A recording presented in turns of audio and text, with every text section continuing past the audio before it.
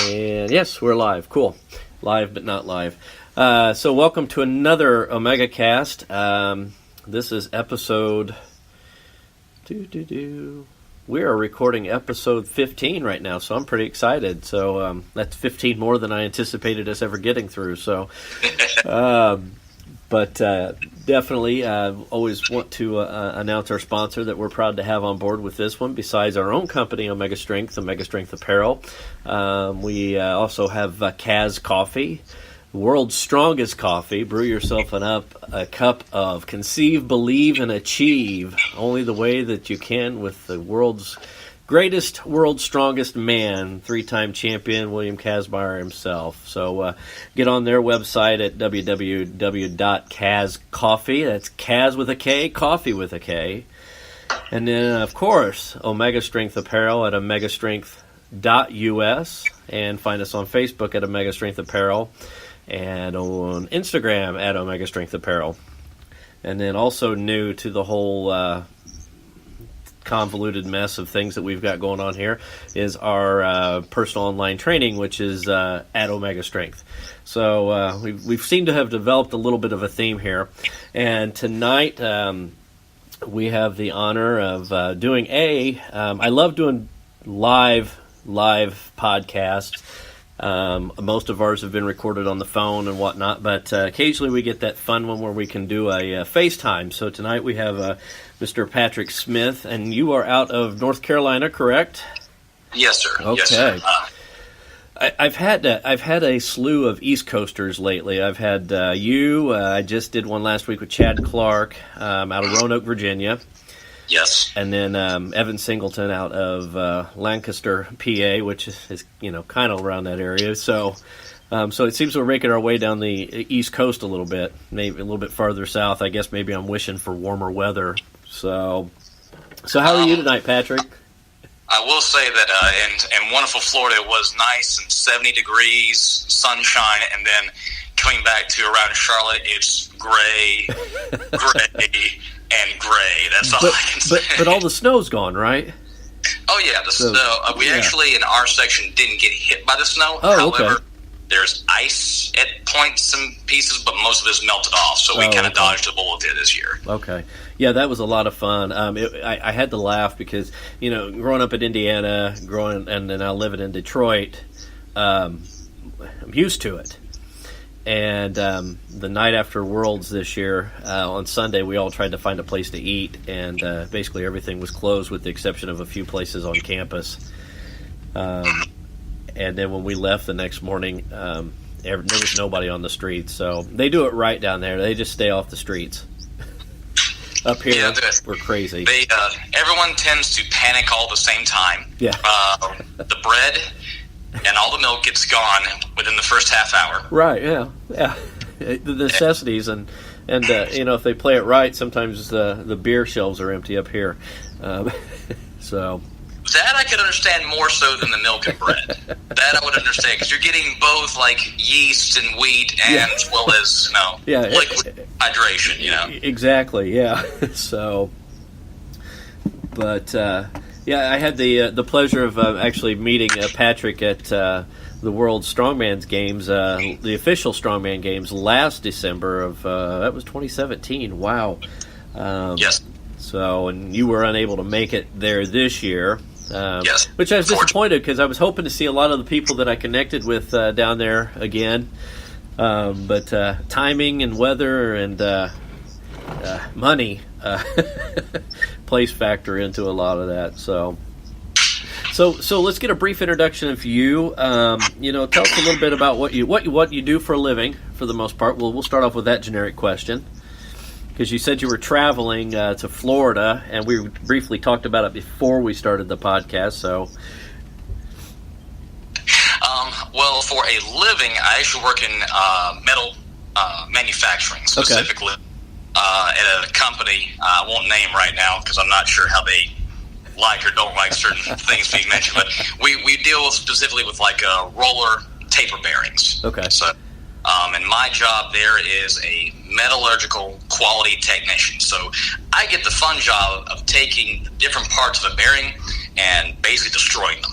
I get to burn them, cut them, melt them, smash them, and just, okay, did it do what it's supposed to? Great. If it didn't, let's try it again. Yeah.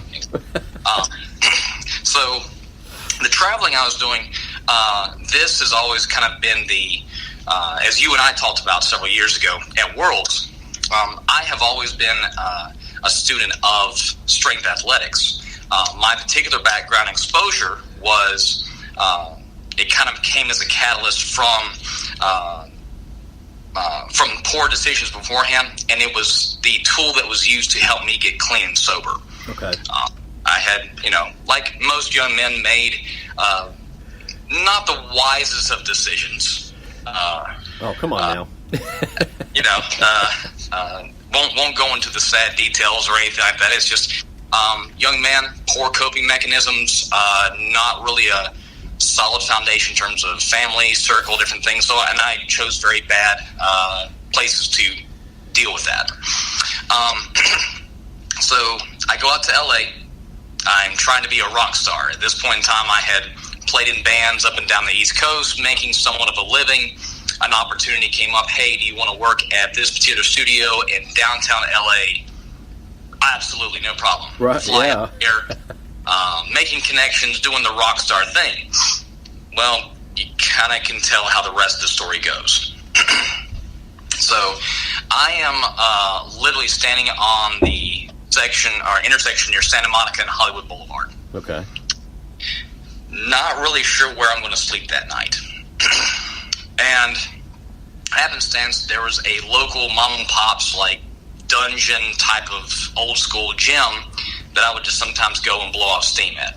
No program, no idea, just go do something to vent. Mm-hmm.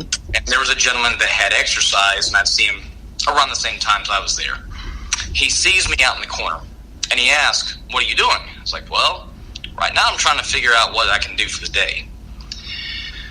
Long story short, he told me a little bit about his background. He was a endurance mountain climber, so one of those guys that would, pick a very difficult section and try to see how fast they could do it without equipment. Yeah, okay. Whew. Yeah, again, a very different mindset. Yeah. And he tells me, and I kind of give him sort of the backstory. He tells me, well, I was taught a lot of different things that I think you would be into and I think you need.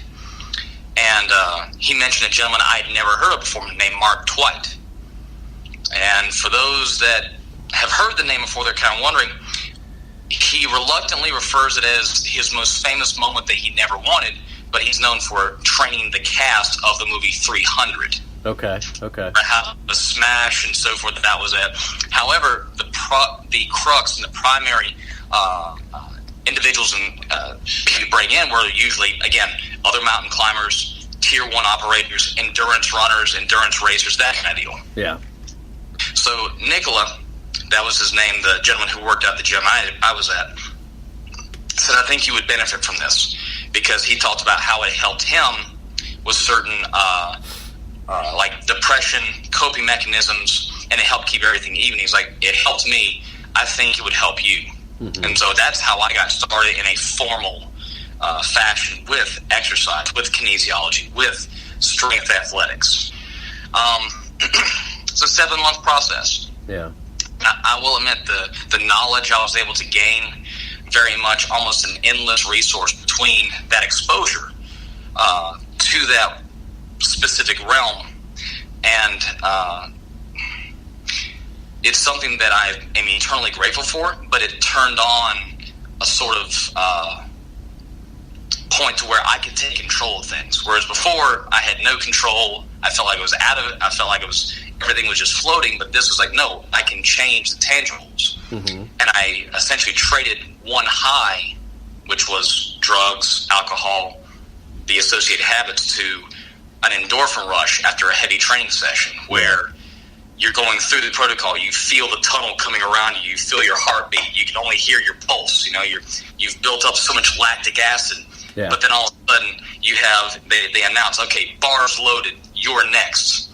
Go up underneath and you feel like the world is crushing you, but somehow you have tempered your body and you've gotten your mind in sync that you know how to do this, you will accomplish it, it will hurt, but you will still be successful. Yeah.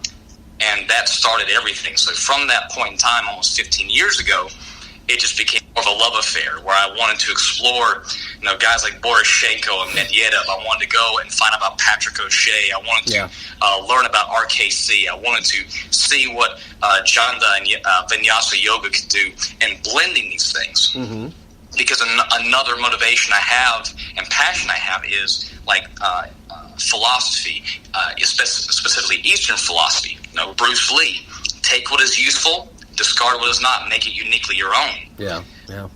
I love taking from different disciplines and applying it towards whatever specific goal or objective I have. And that always keeps me going as a student. I love being a student. I love learning from specialized practitioners.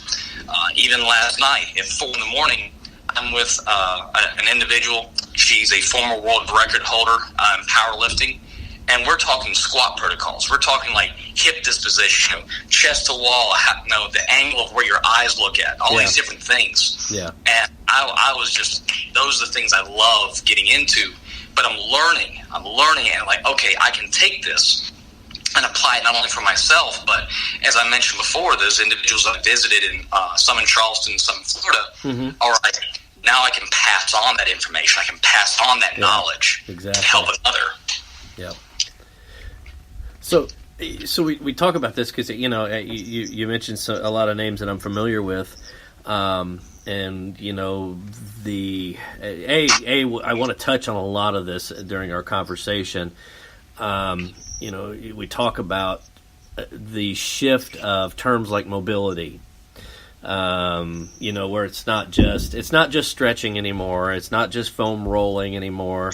And even when I coach, I encourage everybody I work with that your mobility, your flexibility, all the stuff that's going to allow you to be able to continue lifting for, lengthy amounts of time are things that need to take place outside the gym. Yes. The one thing that drives me nuts is when I see coaches program stretching or mobility before a workout, when it's more beneficial, in my opinion, after a workout, or even when you're not training. Myself, I've got pec issues, I get shoulder issues that, because of tight pecs. So we see a shift in all this, and you talk about, your conversation, with the squat protocols. And, people, I think even athletes nowadays still have issues